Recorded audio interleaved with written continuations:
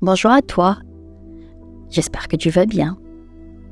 Je souhaite te parler du pardon, un thème très important en termes d'impact sur notre énergie, sur notre esprit et sur notre corps.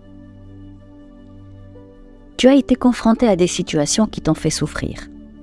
Tu as été peiné par une trahison, par un comportement qui aujourd'hui continue de t'affecter, à te bouffer ton énergie. Tu en rêves des fois, ça t'étouffe et te fatigue. Stress, burn-out, pression, douleur, addiction aux drogues, alcool, ce sont tous des résultantes du besoin de masquer ou atténuer la douleur. Tu veux pardonner à cette personne? Tu essayes, mais tu n'y arrives pas. Il se peut même que cette personne en question ne t'a même pas présenté des excuses. Et comme je t'ai toujours dit, la douleur fait grandir. De la même manière, je voudrais te rappeler cela encore aujourd'hui. On ne nous a malheureusement pas enseigné comment pardonner à l'école. Tu n'as peut-être pas vécu cela en situation réelle, en grandissant au sein de ta famille ou dans le cercle de tes amis. Tu ne sais pas comment faire, ni si c'est vraiment possible, vu le degré de la douleur que tu ressens.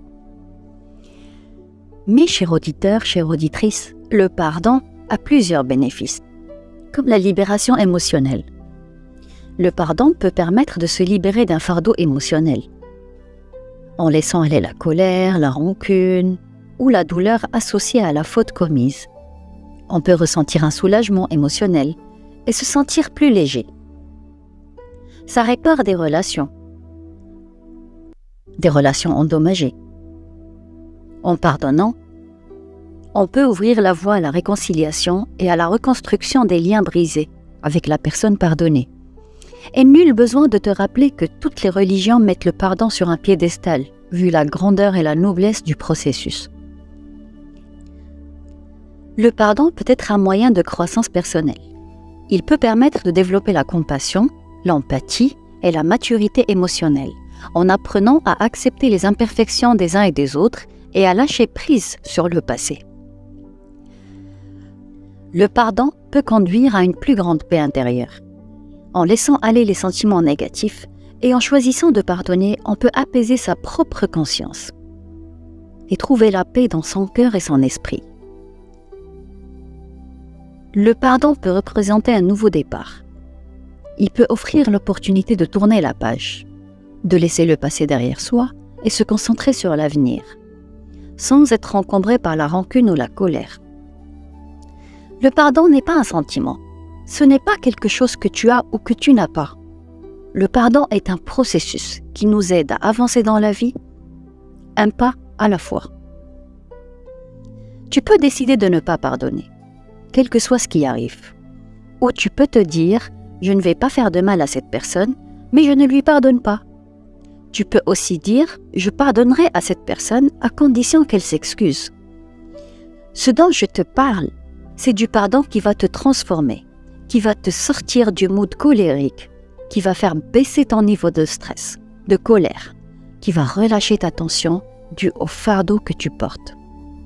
Si tu ne pardonnes pas, tu te causes du tort à toi, avant tout. Je sais que tu vas maintenant revivre ces moments de douleur et que cela va t'énerver, mais juste écoute-moi jusqu'à la fin. Je vais te donner les outils nécessaires pour aller de l'avant en te sentant libre et léger.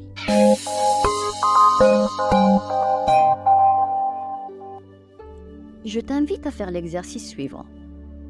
Tu as 3 catégories: saison, raison et toute la vie. Saison, c'est pour les gens qui viennent et partent de ta vie, qui sont neutres. Raison, c'est pour les gens qui font partie de ta vie pour une raison. Et toute la vie, pour les personnes envers qui tu ressens de la gratitude toute la vie. Pense à 3 personnes que tu veux pardonner et mets-les dans les catégories qui te semblent les plus appropriées. Et j'ai envie qu'on se concentre sur la catégorie raison. Pose-toi la question suivante. que t'a appris la douleur que t'a causée cette personne? Pour quelle raison elle a fait partie de ta vie? Est-ce que ça t'a aidé à comprendre comment mieux choisir tes amis? Reconnaître à qui tu dois faire confiance? Être plus objectif? Apprendre à dire non? Apprendre à te respecter? Reconnaître ce que tu cherches dans une relation d'amitié ou d'amour? Tu vas remarquer que ces raisons te font grandir, te donnent de la force et du pouvoir face à tes choix. Je t'invite à écrire dessous la phrase suivante que tu compléteras en fonction de ta propre situation. Je te pardonne pour. Je te pardonne pour. Je te pardonne pour. Et ainsi de suite. Adresse-toi à la personne et dis-lui ce que tu lui pardonnes. Spécifie ta peine. Tu es en train de la revivre, mais pour l'évacuer. N'arrête pas de les énumérer, jusqu'à ce que tu aies écrit toutes les peines que tu as pu ressentir. Ensuite, je t'invite à demander pardon. Reconnais ta part de responsabilité. Sors du statut de victime. Écris de la même manière la phrase suivante. Je te demande pardon pour. Je te demande pardon pour. Et ainsi de suite. Et enfin, je t'invite à accepter. Accepte ton pardon. Accepte le fait que tu aies fait ce que tu as fait. Accepte que tu aies dit ce que tu as dit. Répète-le à voix haute, à toi-même, pour laisser partir ce qui doit partir. Et reprends ton pouvoir et ton énergie.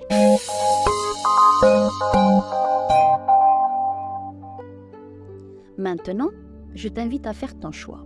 Tu peux t'élever ou tu peux t'échapper. Si tu choisis de t'échapper, je peux te comprendre. Mais si tu choisis de t'élever, et ça je te le conseille vivement, tu vas pouvoir t'en sortir. Comment? En souhaitant le bien, le bonheur, la paix à la personne qui nous a peinés et en reconnaissant que la peine qu'elle t'a causée prend sa source de la douleur que ressent la personne en elle-même. Bien évidemment, tu n'es pas un sauveur, tu n'es pas un guérisseur, ou peut-être oui, mais je ne te demande pas d'aller guérir cette personne. Ce que je veux dire, c'est de lui souhaiter le bien dans sa vie, de lui envoyer une énergie positive qui va circuler, voyager, jusqu'à atteindre cette personne. Tu te défais du fardeau à distance. Et bien entendu, pour que cela ne te vide pas, je te conseille de te ressourcer auprès de personnes qui t'élèvent ou avec les outils que je t'ai donnés dans les épisodes précédents. Pardonne-toi. Reconnais que la décision que tu as prise jadis, ce comportement, était le mieux que tu aies pu faire à ce moment-là. Tu n'avais pas une vision d'ensemble. Quand tu te pardonnes, tu guéris et tu continues d'avancer. Écris ensuite la phrase suivante. Je me pardonne pour avoir fait. Je me pardonne pour avoir été. Et garde en tête qu'entre-temps, tu as évolué. N'oublie pas que la version précédente de toi était différente par rapport à ce que tu es aujourd'hui. Le passé est le passé. On ne peut pas le changer, mais on peut l'accepter. Et un dernier exercice que je t'invite à faire. Écris 3 choses que tu voudrais te pardonner sur une colonne et écris tes nouvelles valeurs dans la colonne d'à côté.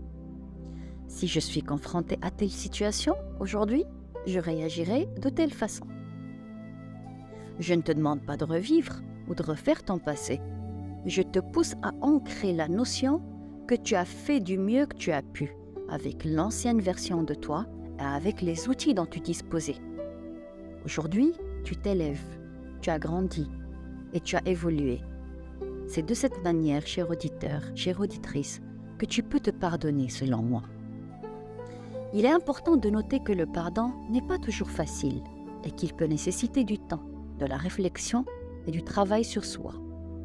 Il est également important de reconnaître que le pardon ne signifie pas oublier ou excuser la faute commise ni minimiser ses conséquences.